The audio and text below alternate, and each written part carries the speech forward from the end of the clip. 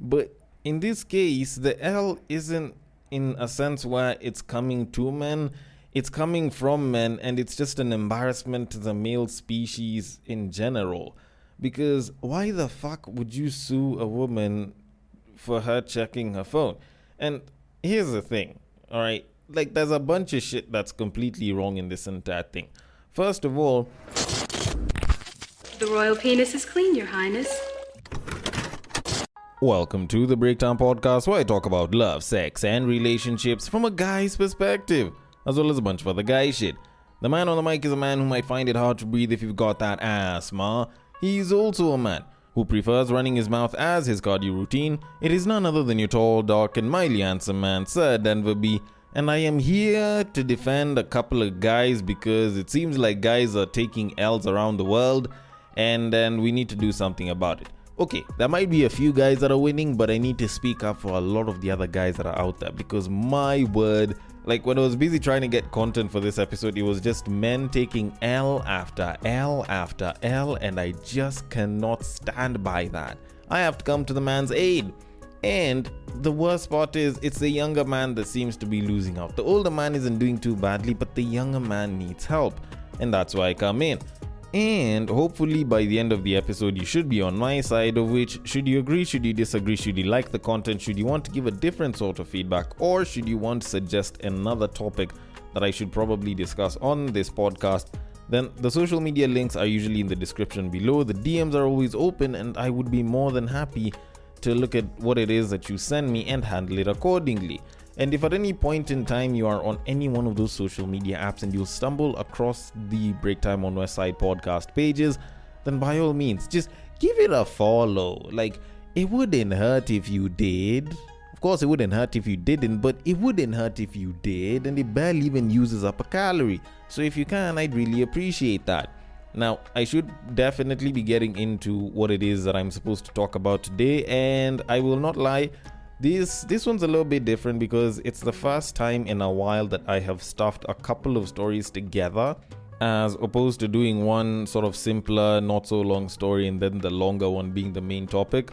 So hopefully I managed to pull it off, because it's not like I'm giving myself any more time than I normally do, but you know, who the hell's really checking? So I want to kick things off because there were a couple of different instances where I was just seeing just the male species is just taking an L, and I'll try taking things from, you know, not so bad to just way worse, to a point where it even seems like an L for like just men in general and women. But let me just kick things off from the much simpler one, where I stumbled across a particularly interesting fact where apparently some male spiders give their mates a meal before sex to avoid being eaten.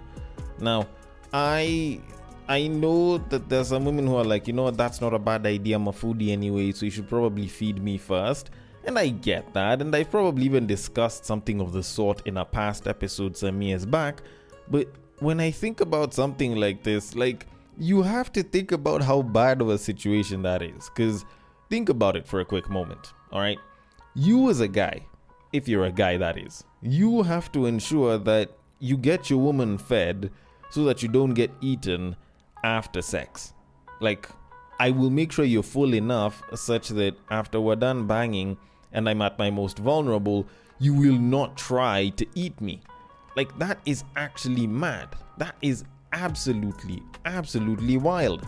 Because if you think about it, like, this isn't the only species of animal, even though it is spider and there's multiple spider species, there's multiple of them that eat their males after they've mated with them. And it's not the only species in the planet, or the only kind of animal in the planet, that has a tendency to eat its partner or potential sexual partner or even current mating partner after they've done the deed.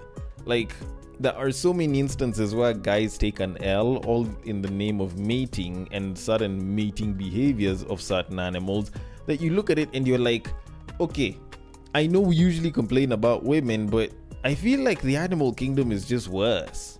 It can be much worse. But all in all, like, it's just bad.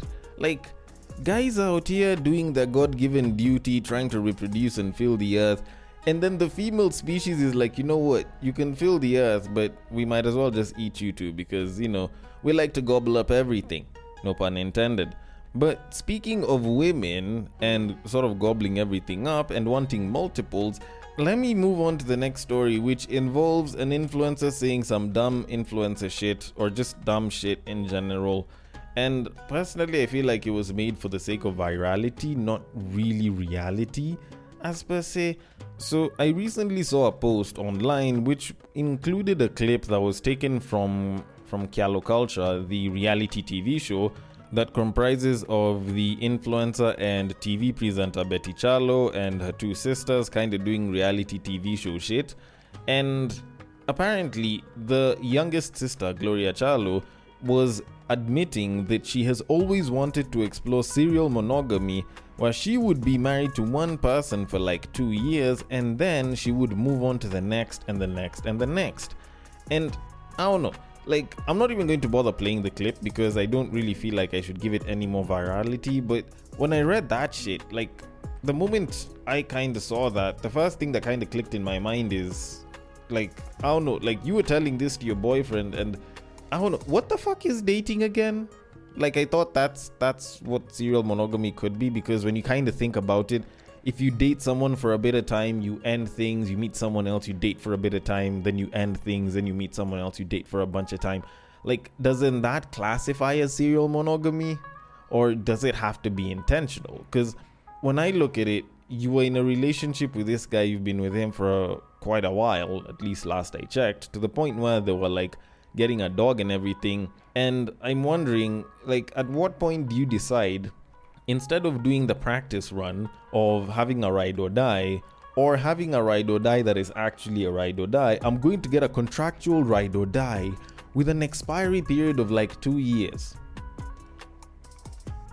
I don't know, maybe it's just me. That shit sounds absolutely fucking dumb. But, you know, then again, there are guys that I have heard who straight up said, oh, you know, you can just get a babe, date her for like 4 months, then move on to the next, date them for 4 months, and if you're not satisfied with that, move on to the next, date her for another 4 months. And I'm like, how the fuck are you guys so comfortable doing that? Like, you open yourself up, you choose to be vulnerable with someone, you basically do the preliminary practice stage of giving your heart to someone and choosing to go all in with someone just for you to get out every so often. Like, if that's the case, do you ever fully open up? Because at some point you kind of have to admit that, like, if you're going to be doing that, first of all, it's like you're giving pieces of yourself away to people every so often, and that in and of itself can't be done too many times. Otherwise, you yourself might actually lose value in yourself and giving yourself away. But, you know, maybe that's just me. But still, like, the thought of it just, I don't know, it just seems weird in my opinion. Like, doing it intentionally in that manner, it just seems weird in my opinion. And, you know, it is particularly sad, and I guess it was probably just for clicks that she probably said that, and that's the assumption I'm gonna run with, because she is also an influencer. So I'm going to leave it at that and move it on to something else that did seem particularly weird, whereby there was a man who sued a woman for being on her phone during their date. Now, normally, whenever I hear some shit that happens in and around dates, it's usually a woman doing it and losing their shit and complaining about men. And usually whenever I hear that, I'm like, well, you know, it seems a little bit weird, and I kind of leave it at that. But this one kind of piqued my interest because, one, it was, you know, a man that was suing the woman, and two, like, using your phone is, in my opinion, probably one of like the most basic things people do. Like, if it was excessive use, it would have made sense. If she was just on her phone the entire time, it would have made sense. But she just picked up to use her phone at some point during the date, which for me, I feel like could be an indicator that maybe she needed to check something, or at worst, maybe she's just uninterested. But dude went out of his way to sue her, and it's not like the guy spent all that much money.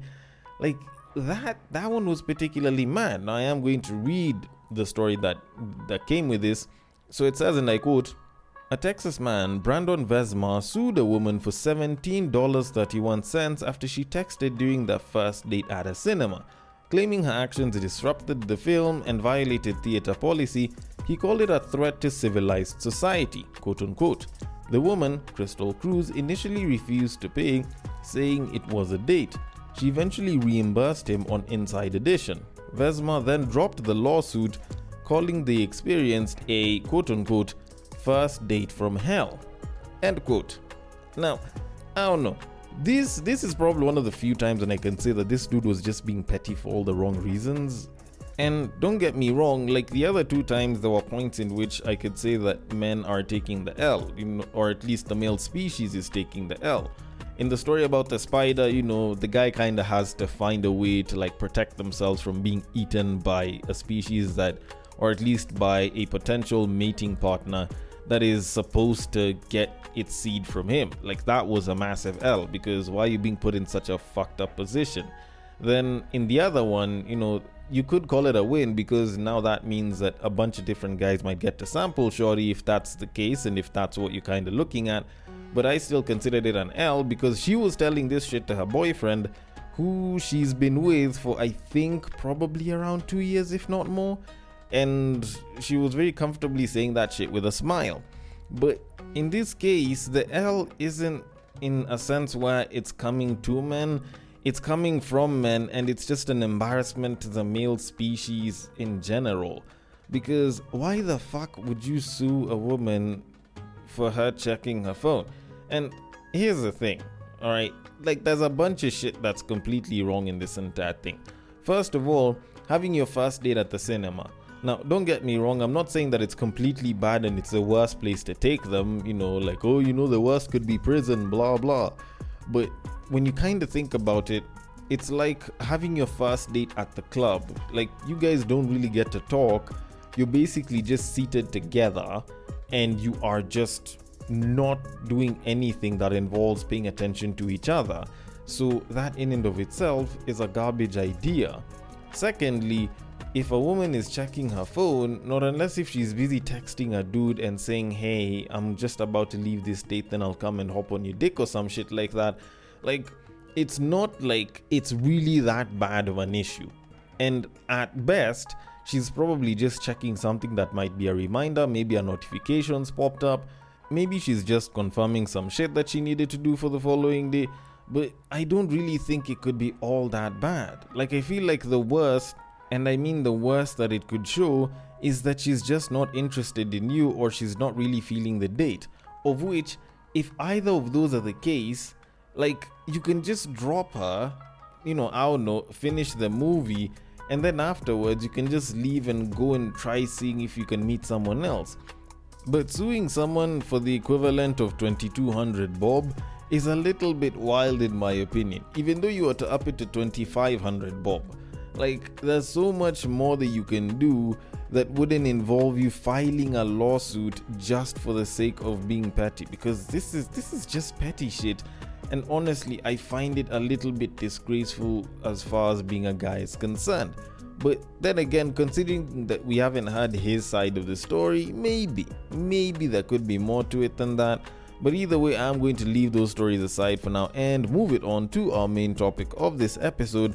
Now, a couple of days ago, I stumbled across a particularly interesting post where someone was busy saying that Gen Z women aren't interested in Gen Z men, they want to go for older guys. And I didn't really think much of it up until I stumbled across a particularly interesting but very short article whereby they were talking about the fact that they would prefer to go for older men for certain reasons.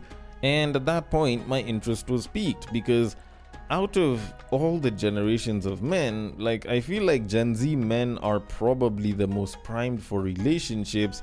So women who are into the idea of getting into a relationship would probably benefit more from Gen Z men more than anything. Not unless if you're into like baby boomers that are super romantic and like Gen X romantic dudes and shit.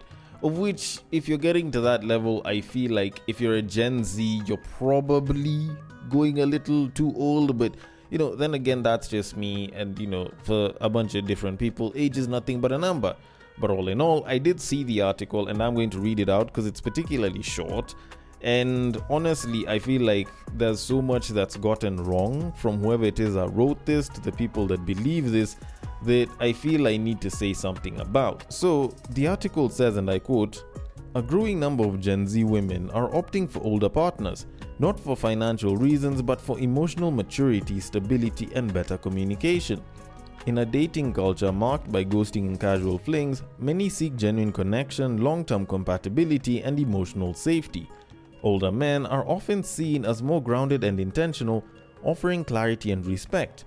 This trend is also seen as a response to the perceived emotional maturity among men their age, influenced by toxic online personas. End quote. Okay, so are Gen Z men not that good for those reasons, or could there be more to it? Honestly, I think whatever's been said about Gen Z men is a stack of bull, and I am going to get into that. Although, before I do that, let me first give a disclaimer, because I know I'm going to be taking a lot of digs at millennial men, and it's not that I have anything against millennial men. It's not like I have any bias or any dislike towards them. It's just that for me to give my points the way I need to, I do need to highlight some of the issues that millennial men have in them that can make them not so great as partners. Now, don't get me wrong, it's not like Gen Z men are completely immune from this. It's mostly associated with millennial men, because they are the older men that a lot of Gen Z women will most probably be going for. Because if you look at it, millennials right now are over the age of 40, and most Gen Zs, actually, there's no Gen Z that's clocked 30 yet. Not unless if you think that Gen Z starts at like 1995, of which last I checked, most statistics and most reports claim that Gen Z starts from 97. So, I'm kind of gonna go with the majority on this one. But yes, still, then again, millennials do still go all the way till like 95, 96. And I also do kind of classify myself as a millennial, considering that I have been brought up and treated like a millennial, as opposed to how most people would describe how Gen Zs were brought up and raised. So just wanted to kind of drop that disclaimer there, because I am going to be taking some close to harsh digs at a lot of millennials on this one. So let's kind of kick things off, because for me to disprove this argument, I need to tear apart the article itself, because I don't think it's particularly true. And the best way to prove that whatever's been said isn't particularly true is to go into the details and tear apart the reasoning that's been put across to make this seem legit. So, in no particular order, like the idea that older men are more emotionally mature, in my opinion at least, just seems particularly absurd. Not because, I'm an older man and I know if older men are more emotionally mature or not, but it's simply because after interacting with older men and listening to women speak on being with older men, and also just the typical stories that you hear about women complaining about married men out here, it doesn't seem like they're that much more emotionally mature than Gen Z guys. Actually, the argument that's out there right now is that more Gen Z people are more emotionally mature than ever before. So, if anything, it's the exact opposite. If you wanted an emotionally mature partner and you're a woman, you're probably better off looking for a Gen Z man, because they are the largest demographic of emotionally mature men. So thinking about it as, I want to go for an emotionally mature guy, so I'm going to go older, like, I don't know. Either one of those things is going to be a cope. Either you dating older guys because they'd be emotionally mature is a bunch of cope, or the fact that the older men are emotionally mature is the cope. Either way, there's a bunch of cap being thrown there, and it has to be on one of those two things. But with that said, let me just kind of get into some of the things that were actually said.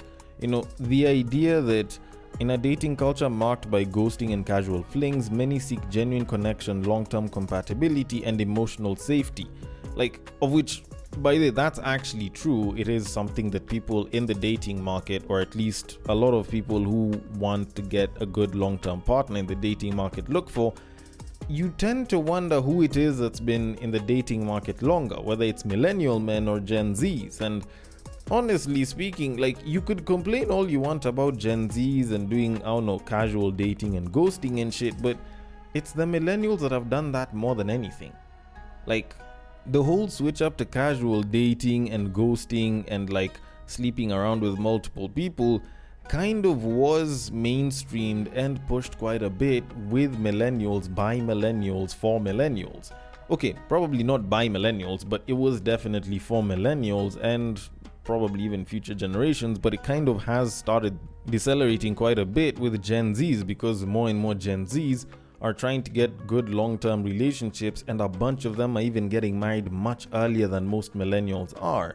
Because when I think about it, what it is that could have mostly driven a lot of millennials down that route is a lot of the content that we were fed during the time. Like, don't get me wrong, there was definitely a lot of soap operas and there were some good love stories during our time as kids. But when you think about it, during our time as kids, as millennials, or even, even for the older ones, we had American Pie, we had the stories of Stifler, we had movies like No Strings Attached, the idea of sleeping with multiple partners. We have books like The Game that were meant to simplify trying to bag a woman for guys, and it managed to help quite a number of guys bag quite a number of women. Pickup artists developed during the time of millennials when they were getting into or were part of the dating market. So just the act of managing to bag multiple women is more millennial than it is Gen Z. Gen Z actually phasing it out, or they probably tried to push it to the extremes for some of them, but most of them are actually phasing it out. So saying that you're going to go for an older man, aka millennial, because you're trying to avoid that shit is I don't know, that just seems particularly odd. Then, to make matters worse, they also say that genuine connection, long-term compatibility, and emotional safety are priorities for, the Gen Z women in the dating market. And I'm thinking about it like, do you people really think that that's something that the millennial men kind of promised just from the jump? Because let's not forget, this is the same generation that came up with the statement, men are naturally polygamous. Like, don't get me wrong. I'm not saying that every single one of these guys is a cheater or prioritizes short-term flings and shit, but hey, this is the generation of men that was busy saying this shit. The Gen Z men probably might repeat a bunch of shit that Andrew Tate did, but Andrew Tate is a millennial. This is a Gen Z. So what tells you that they can't switch their mindset the more that they grow and they mature? Because a lot of them are in the early to mid 20s, some in their late.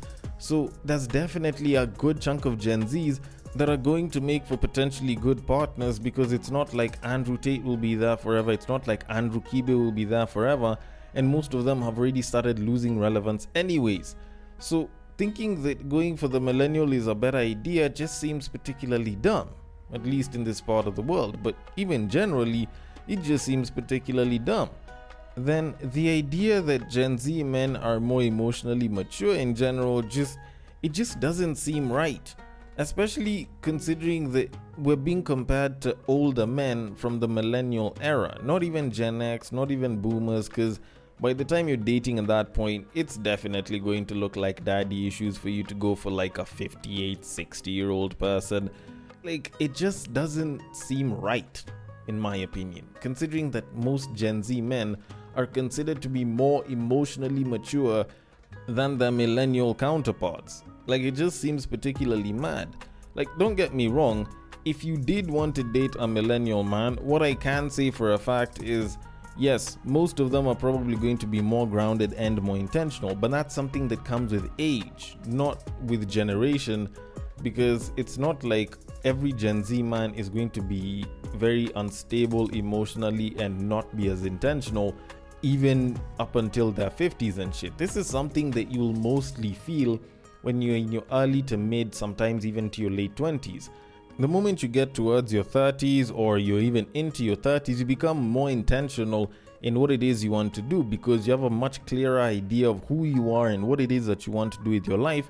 So at that point, of course you'll be more intentional. So it's not a generation problem, it's quite literally just an age problem that should clear out over time, and with a little bit of experience in life and shit.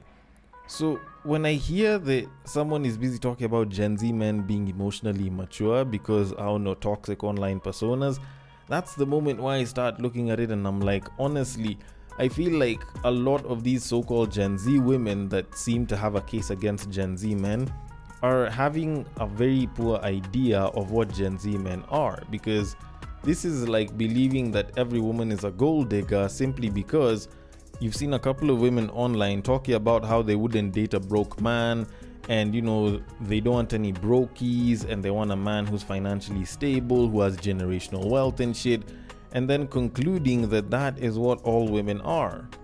I hate to be the guy that says this, but go out and touch some grass. Go and talk to a couple of homies. Like, most of those guys aren't toxic. They might be horny as shit, but they're not toxic. Just saying. And with that said, I feel like I've made enough of a case to show why Gen Z men might actually be the best bet for a lot of Gen Z women. Just mainly because they are emotionally mature, as these women say that they'd like. And they seem to be doing fairly okay for themselves. I don't think most of them are that badly off, and they're fairly decent folk here and there. And it's a very small percentage that have the quote-unquote toxic online persona kind of driving how they think and behave. But at the very same time, considering that I've done all of this, I kind of have to wonder why the other side kind of made this switch to going for the older men, and they start talking about emotional compatibility. Like the whole talking about more intentional, more grounded, that one we've heard before, but talking about emotional immaturity, that was a weird one for me.